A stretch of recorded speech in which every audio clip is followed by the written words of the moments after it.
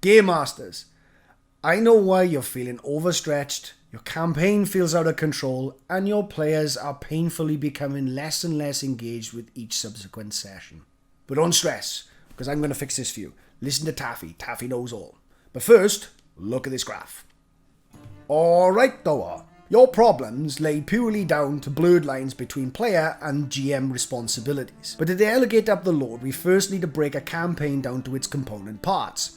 In an attempt to make this script a little less laborious on myself, I tried researching writing theory on this topic, assuming that someone had already done the work for me, but I found no general consensus on even how many components there are.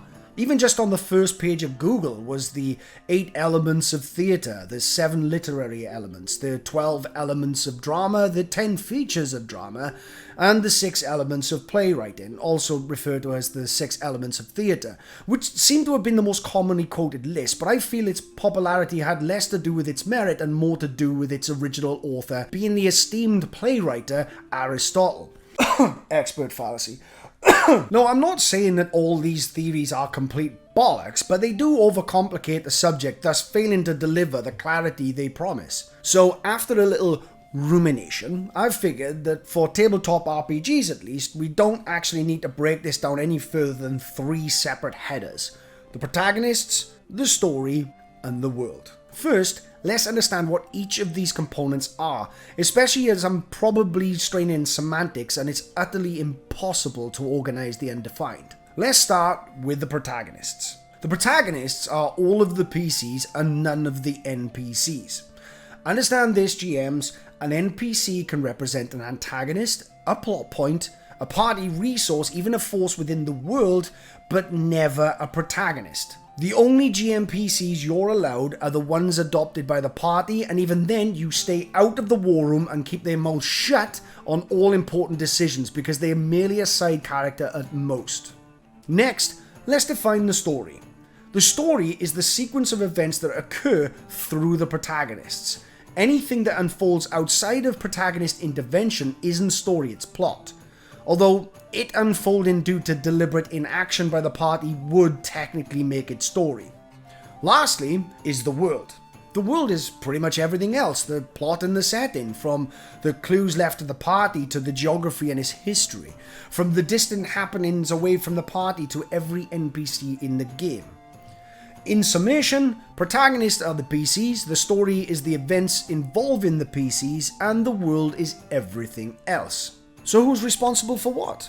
It all starts with the first and most important thing covered in your session 0, the verbal contract between player and GM.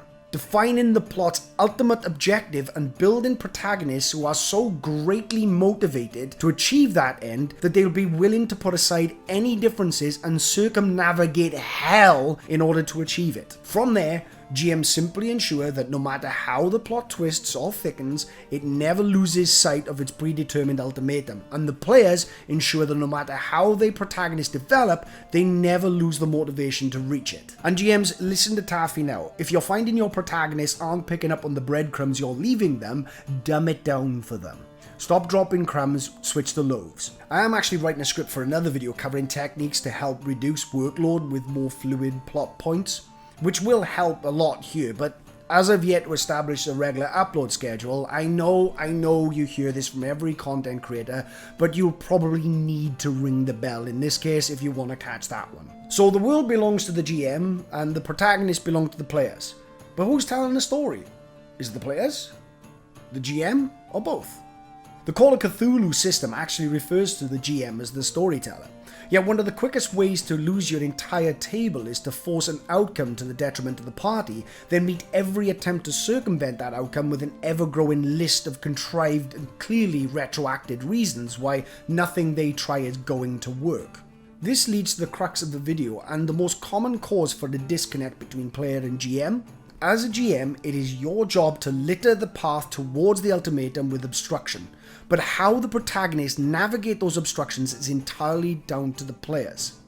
If you really want to control the protagonist, maybe write a novel instead. And I'm not being snide, the gross revenue for book sales is like 100 billion a year, and maybe it is the best medium for your world to exist.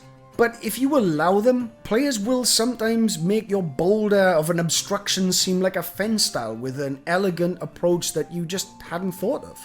Sometimes they'll overcomplicate the hell out of the mundane, and sometimes they'll do some pretty dumb and hilarious shit.